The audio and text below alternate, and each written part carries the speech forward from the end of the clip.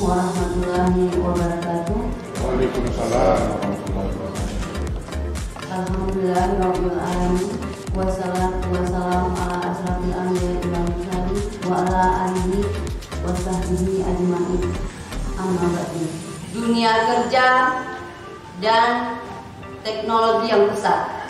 Dalam kompetensi mahasiswa Universitas Gadjah Putih harus disiapkan sesuai dengan kebutuhan zaman. Dunia industri, dunia kerja, dan masa depan yang berubah dengan begitu cepat. Universitas Gadjah Putih dituntut untuk dapat merancang dan melaksanakan proses pembelajaran yang inovatif agar dapat meraih capaian pembelajaran mencakup aspek sikap, pengetahuan, keterampilan secara optimal dan relevan. Sambutan pembukaan workshop Kampus Merdeka Belajar Kampus Merdeka MBKM kepada Bapak Rektor, kami persilakan.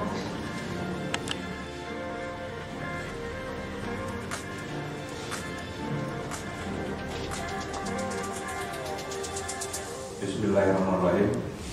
Assalamualaikum warahmatullahi wabarakatuh. Waalaikumsalam. Alhamdulillahirabbil alamin. Wassalatu wassalamu ala asyrofil anbiya'i wal mursalin wa ala alihi wa ashabihi ajmain. Amma ba'du. Pertama-tama dengan tidak bosan-bosannya kita panjatkan puji syukur kepada Allah Subhanahu wa taala karena dengan limpahan karunia-Nya kita masih diberikan kesempatan, kesehatan, dengan semangat UGP bisa, semangat UGP maju, semangat kita selalu bersama bahwa UGP yang kita cintai selama ini insya Allah dengan kekompakan yang kita miliki, dengan semangat yang kita miliki, pelan-pelan UGP akan bisa sejajar dengan perguruan tinggi yang lebih baik, terutama di Provinsi Aceh.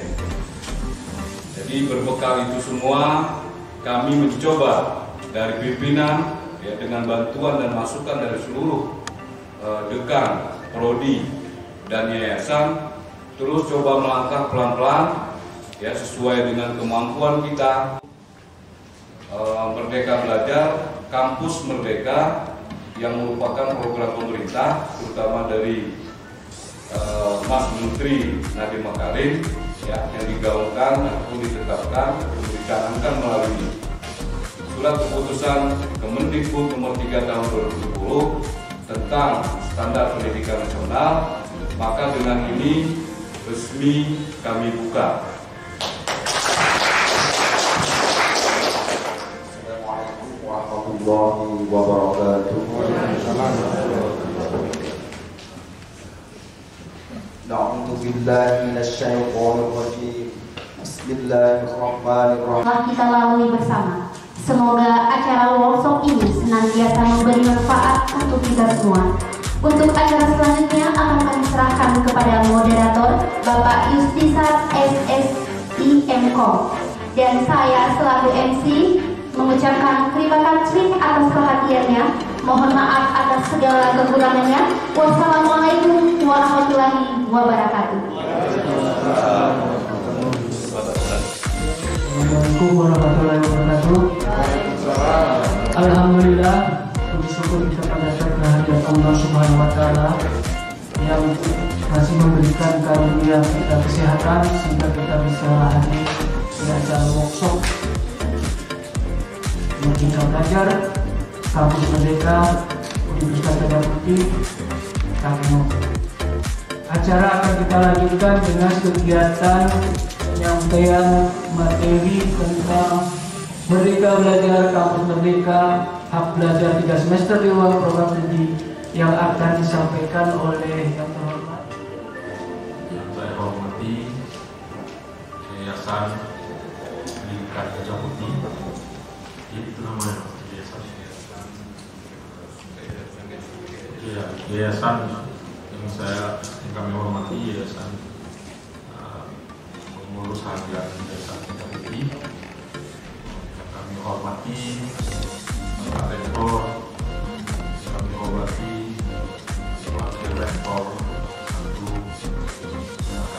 pendidikan tinggi ini di bawah Kemenristek. Jadi SK saya dari Kemendikbud dipindahkan ke Kemenristek, itu pindah sesuai yang. Tapi maaf, nggak bisa. Saya pernah bicarakan ini mahasiswa. Ada cara nggak Pak? Kami nggak usah belajar, punya ijazah. Habis itu kami kerja, ya bisa aja kerja. Tapi kan mungkin ijazah itu bisa juga. Cuma masalahnya kan nggak punya keterampilan. Ya terakhir beraturan begini, maksudnya gini. Untuk kebutuhan daerah regional terutama yang sering di dunia kampus. Mengapa ini perlu? Salah satu menurut saya dari ekonomi Pak ya. Ada beberapa bidang studi memang tadi saya katakan jenuh, nggak lagi diminati oleh Bapak juga pembangunan sama kita. Ya sama. Kesannya adalah ngajar ekonomi pembangunan. Kesannya adalah berhitung semua. Matematik, binamat, tidak orang suka. Apakah seperti itu nanti? Sudah terbentuklah RPS itu ada 4 pel.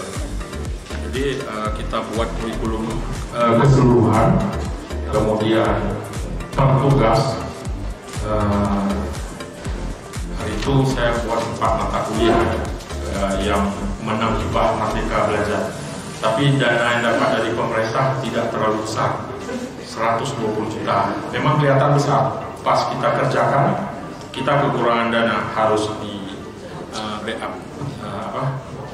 Saya malah komplain ini kan nggak ada dana hibah pemerintah, jadi hibahnya pengabdian ibu lah terhadap negeri ini. Kita yang berkata itu visi dari Universitas Widya Putri, visi. Sedangkan misinya untuk mewujudkan visi sebagaimana dimaksud ya, pada ayat 1 Universitas Widya Putri. Visinya pertama adalah mengembangkan sumber daya manusia berlandaskan tata nilai, keilmuan dan teknologi serta profesional dan berkarakter.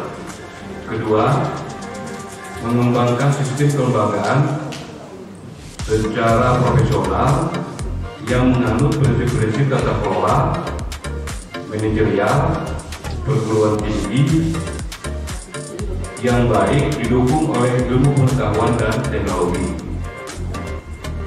Kemudian yang ketiga, mengembangkan sarana dan prasarana pendidikan sesuai dengan tuntunan pengembangan kedalaman perguruan tinggi. Yang keempat, Kalian mau apa kita susun. Cuma Merdeka Belajar ini bukan hanya tampil kearifan lokal, minimal nasional. Mereka siap kemana-mana. Kalau bisa internasional, kerja di luar negeri pun mereka siap gitu. Seperti itu kan. Yang minimal kita, yang seperti itu udah bisa juga kita, karena di situ kan ada kerjasama gitu kan. Jadi ya, waktu kita susun kurikulum misalnya ke desa, kan ada jurusan IT gitu. Saya kebetulan penelitian saya desa cerdas, cuma model saya ditolak kemarin karena permasalahan menjadi pusat pengembangan ilmu pengetahuan, iptek, itak, dan berkarakter. Ya, maksud saya gini Pak, kami juga 4 fakultas itu harus membuat turunan dari visi ini menjadi visi fakultas. Visi fakultas juga harus dibuat oleh turunannya kepada prodi. Nah, maksud saya supaya ada pemahaman. Ya betul. Nanti saya sebagai pimpinan fakultas mengundang stakeholder membuat visi turunan dari universitas, kan harus juga dibuat oleh prodi kita. Iya. Kemudian prodi kami itu ada 2, pertama ilmu administrasi negara, yang kedua prodi ilmu komunikasi. Itu tidak boleh sama, berbeda visi lagi. Cuman dasarnya adalah visi universitas, visi fakultas, dan visi prodi. Ada keluar seperti itu. Itu ada penasihat di mana nggak dapat jawabannya. Tapi secara kurikulum Merdeka Belajar dibolehkan kita alokasi itu. Misalnya kalau dia teknik industri ke pabrik, datang aja nggak perlu di kelas absennya di situ.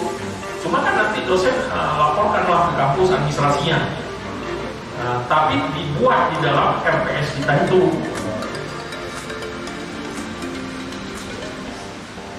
Itu lingkungan belajar ya maksud saya kan. Habis itu dosen sumber belajarnya dari mana? Misalnya sumber literatur yang digunakan dosen itu dari jurnal, dari buku mana, kan biasa itu dan dulu dan seperti itu kan. Habis itu metode bentuk metode pembelajaran kan ada kuliah, ada melihat mengamati, kan mereka mengamati sesuatu, kemudian kita suruh tuliskan. Mereka atau ini bedah jurnal, kita kasih jurnal ke mereka, kemudian kan bedah jurnalnya itu nanti. Oke, dari hasil baca jurnal itu presentasi lah. Maksudnya jurnal itu terkait dengan mata kuliah yang kita buat itu, yang kita ajari. Kita bisa ambil jurnal, kita minta mahasiswa itu bedah jurnal. Kita presentasi isi jurnal itu, seperti itu. Biar kita tahu, kita carilah jurnal-jurnal bagus, mereka sudah jurnal itu. Kita harus arahkan saja. Itu bisa metode dalam pembelajaran seperti itu, dalam Merdeka Belajar bisa. Ya kita sesuaikan lah. Tapi yang penting penilaian dan evaluasi, maksudnya capaian itu. Contoh misalnya kan ada kemarin dibuat kewirausahaan itu, mereka kan lakukan kewirausahaan itu. Tapi kenyataan capaian keluar dari kewirausahaan itu mereka nggak kewirausahaan. Padahal bermaksud kita buat tugas itu agar lahir pengusaha muda, bukan mereka jadi pekerja. Pertumbuhan ekonomi yang sangat dasar, China dan India sekarang pertumbuhan ekonomi yang tinggi karena persentase lahir pengusaha muda banyak. Hasil penelitian terakhir dari 2019 yang dilakukan sama TV CNN, ada TV online, itu kita paling menggemari jadi apa? Ya amat jadi itu number one, bahkan mengalahkan orang di Jakarta kan ada perusahaan cabang Google, selebihnya cukup tinggi. Biarpun dia punya kemampuan masuk ke Microsoft, ke Google yang perusahaan internasional dan selebihnya sahabat, tetap yang di jalur birokrasi. Dan kita masih gitu, berarti kan harus kita cek kenapa. Bahkan berita terakhir yang ada di Food, hasil penelitian, hasil kumpul data, pengangguran kita, salah satu dasar lahirnya Merdeka Belajar ini, banyak sarjana kita nganggur. Biarpun dari nganggur itu akhirnya mereka dapat pekerjaan bagus. Padahal kalau dilihat lapangan kerja, banyak membutuhkan sarjana di bidang itu. Kenapa mereka nganggur? Mereka maunya yang buat Merdeka Belajar ini, mereka jangan terlalu lama jeda nganggurnya. Entah mereka jadi pekerja, entah mereka berwirausaha, macam lah terserah itu. Pokoknya ada kegiatan mereka yang sesuai bidang ilmu yang sudah mereka pilih. Karena nganggurnya lama sampai 15 tahun baru dapat pekerjaan. Apa yang salah dengan yang kita susun ini? Itu ada beritanya juga bahwa ribuan yang nganggur. Persentase yang nganggur 80% ada dari data yang didapat, termasuk perusahaan PTN. Makanya dengan adanya kurikulum Merdeka Belajar ini diharapkan di taman mereka nggak perlu jeda lama, karena kalau mereka jadi wirausaha, tapi wirausaha itu nggak cepat juga, kan perlu proses. Untuk membuat bisnis plan rata-rata di dunia ini, kita melakukan bisnis itu butuh 6 bulan untuk membuat bisnis plan atau penilaian. Untuk mendapatkan hasil signifikan rata-rata bisnis kita itu, membangun bisnis agak lumayan dapat itu setahun. Kalau ada yang lebih cepat, itu berarti sangat beruntung. Tapi rata-rata bisnis itu dibangun baru kita agak bisa menikmati itu 1 tahun. Rata-rata ini kita dalam buka usaha, berarti kan nggak ada yang cepat. Semua perlu usaha, tidak cari ini langsung masuk. Di situ usaha juga betul yang Bapak buat. Ya, dia udah juga Bapak buatnya kewirausahaan, nggak semua kewirausahaan loh. Yang lain kan ada contohnya kewirausahaan gabung. Kewirausahaan itu kita harus ada di dalam kewirausahaan itu cara pemasaran. Cara pemasaran sekarang harus digital marketing, tidak bisa yang biasa. Harus ada konsep digital marketing. Kalau yang biasa itu udah umum orang lakukan. Jadi kita harus bisa. Kemudian bagaimana membuat produk itu? Dia harus punya branding, harus punya brand. Tapi hasil riset Pak yang paling membuat produk kita dipilih itu adalah pelayanan. Cara supaya pelayanan itu mengalahkan branding 35%. Jadi kalau kita bagus melayani, ada merek orang paling bagus, itu menang produk kita. Kalau kita bagus melayani, saya kita akan di bawah ini. Dia perkenalkan punya dia kayak ada kopi ini gitu ya. Tapi pelayanan nggak bagus, kita bagus orang ini bisa. Yang kedua, habis itu kalau dari sisi harga itu 60% orang ini kita. Berarti kadang-kadang orang yang terlalu mikir harga mahal sih kalau yang penting dia bagus melayani. Kenapa aku di hotel mahal? Kenapa mahal aku di hotel? Kenapa di jalan aku murah? Di hotel itu mahal. Coba jawabannya. Hah? Kenapa aja? Biasa ya dong. Kenapa mahal? Waktu aku dijual, tuangin air dengan segala kondisi, dengan ombak yang besar, dengan topan dan segala macam. Makanya kampus Merdeka ini dituntut kita bisa melatih, mendidik mahasiswa kita juga sekali-sekali ke lautan. Jangan hanya di kolam renang yang tidak ada ombak, tidak ada badai, tidak ada petir. Jadi sekali-sekali kita melatih mahasiswa kita ini, mengajarkan mahasiswa ini ke lautan lepas.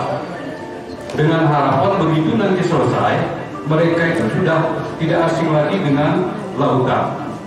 Jadi jangan kita hanya mengajarkan mereka di kolam renang dengan berbagai gaya. Begitu di wisuda, ternyata mereka bukan ke kolam renang. Mereka itu dihadapkan dengan lautan lepas. Jadi itu dasarnya.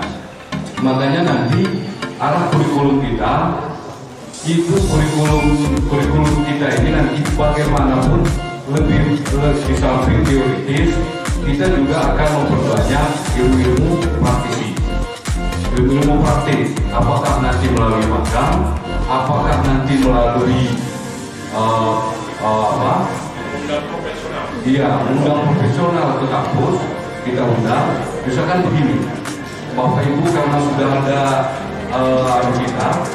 platform kita bahwa mata kuliah yang kita asuh itu di RPF yang kita susun itu harus ada tenaga profesional yang mengajarkan. Karena kita memang tidak menguasai bidang itu. Contoh seperti mata kuliah saya itu K3RH. Ada bagian masalah kesehatan yang memang hanya dikuasai oleh dokter. Saya harus hadirkan ke kampus.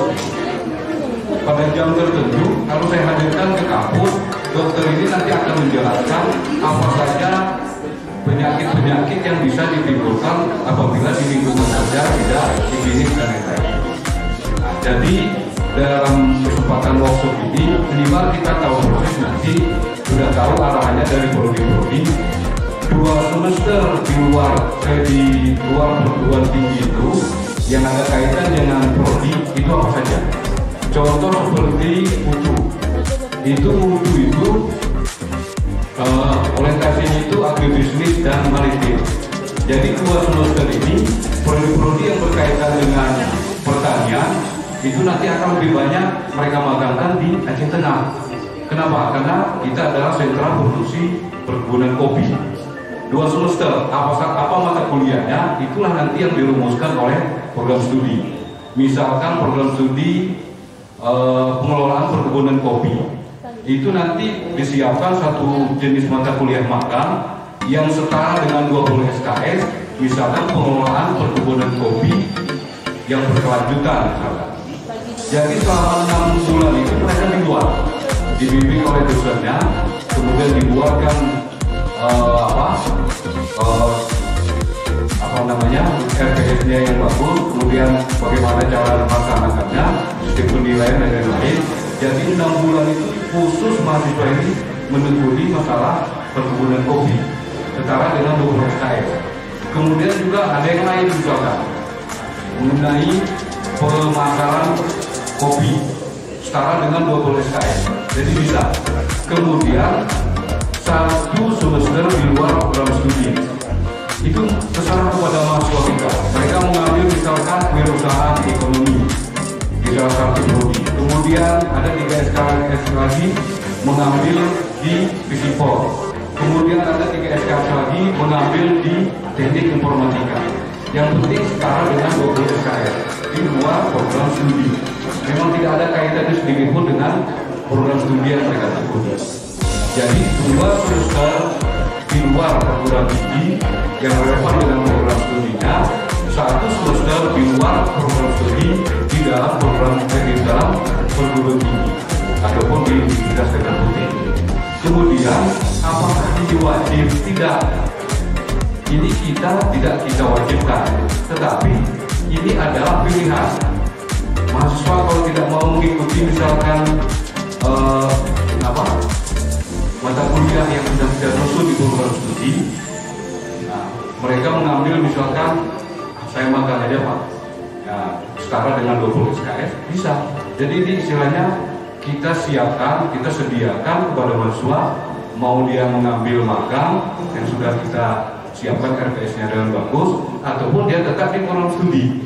Jadi tidak ada mata kuliah yang dikurangi, tidak ada. Kenapa? Karena ini hanya pilihan. Nah, tetapi dengan adanya penerapan merdeka, kurikulum merdeka belajar kampus merdeka ini, kita mengharapkan dari prodi-prodi ini bagaimana caranya mahasiswa di setiap prodi ini tidak asing dengan dunia kerja. Bagaimana caranya setiap mata kuliah kalau memang itu harus dipraktekkan, itu memang wajib kita harus buat praktikum atau praktek. Bagaimana caranya kalau ada mata kuliah yang kita asuh itu memang harus kita datangkan pakar, ya harus wajib kita datangkan pakar. Jadi mahasiswa yang nanti yang kita hasilkan ini mahasiswa betul-betul bukan memiliki komplot di kampus saja, tetapi mahasiswa yang memang tidak asing terhadap dunia kerja dan usaha. Jadi mahasiswa yang siap, bukan saja siap secara teoretis, tetapi siap dalam artian keahlian. Jadi mungkin saja sebelum break, ya lebih dan kurang. Assalamualaikum warahmatullahi wabarakatuh. Pak Jalil ini rupanya kawan dekat dengan Pak Fajri. Saya pikir saya kawan dekatnya, rupanya Pak Jalil. Nah gitu. Jadi mudah-mudahan dengan banyak kawan di sini memudahkan komunikasi kita, bimbingan kita selama 3 bulan ke depan Pak ya. Selama 3 bulan ke depan, yang harapannya kurikulum kampus merdeka itu terbentuk, kebijakan kurikulum merdeka terbentuk, dan buku kebijakan MUU itu terbentuk. Nah itu yang diharapkan ya Pak Fajri ya. Gitu. Nah jadi seperti yang diharapkan tadi, kalau bisa Pak Jalil bisa memperkendalikan 1 RPS mata kuliahnya. Nah sehingga nanti bisa dijelaskan oleh Pak Fajri kalau ini RPS-nya yang kemarin belum merdeka, kira-kira triknya seperti apa untuk RPS Bapak ini dimerdekakan. Sehingga ketika materi dan RPS-nya sudah merdeka, kurikulumnya otomatis sudah merdeka ya Pak Fajri ya. Oh gitu. Nah jadi maklumlah kami ini Pak, kami dataran tinggi itu agak-agak beda dengan di pesisir gitu Pak ya. Tapi mudah-mudahan sore ini membawa berkah dan dikasih PR. Besok lusa siap. Kalau target kita 3 bulan, 1 bulan siap Pak Fajri ya. Ya jadi ini arahannya dosennya. Iya. Nah jadi dengan RPS-nya itu sudah mengarah ke merdeka, maka kurikulumnya sudah merdeka. Nah, ya sudah merdeka, sudah kayak ini.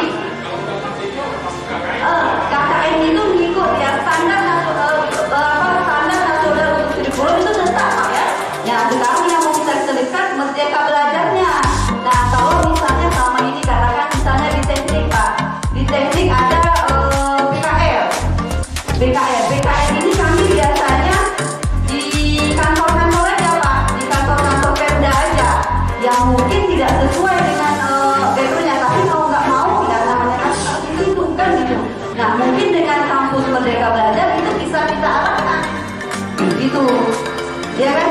Bisa kita arahkan, tidak harus di kantor itu. Katakan misalnya yang visipol. Katakan misalnya mata kuliahnya saya mata kuliah tentang politik berarti kalau selama ini teori namanya pertemuan di kelas, berarti sekarang kita merdekakan RPR-nya, misalnya pertemuan 5-nya ini langsung turun.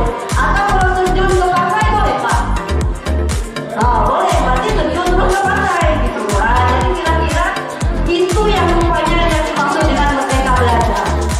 Nah, jadi mudah-mudahan dengan terbentuknya semua RPR ini akan mengarahkan skill dan soft skill mahasiswa sehingga kita bisa mengarahkan mahasiswa tidak terikat. Kalau maunya kemarin di A karena aturannya harus di A, karena sudah merdeka maka kita atur mau merdekanya kemana. Itu yang dimaksud yang dari tadi pagi passion Pak Badrian. Saya ngerti juga tadi pagi passion apa gitu. Oke, silakan Pak.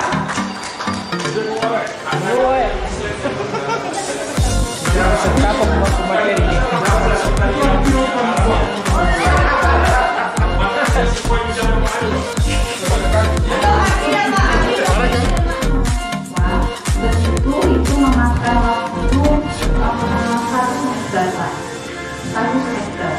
Kalau misalnya yang dijelaskan tadi untuk magang itu bisa menggantikan 20 SKS minimal.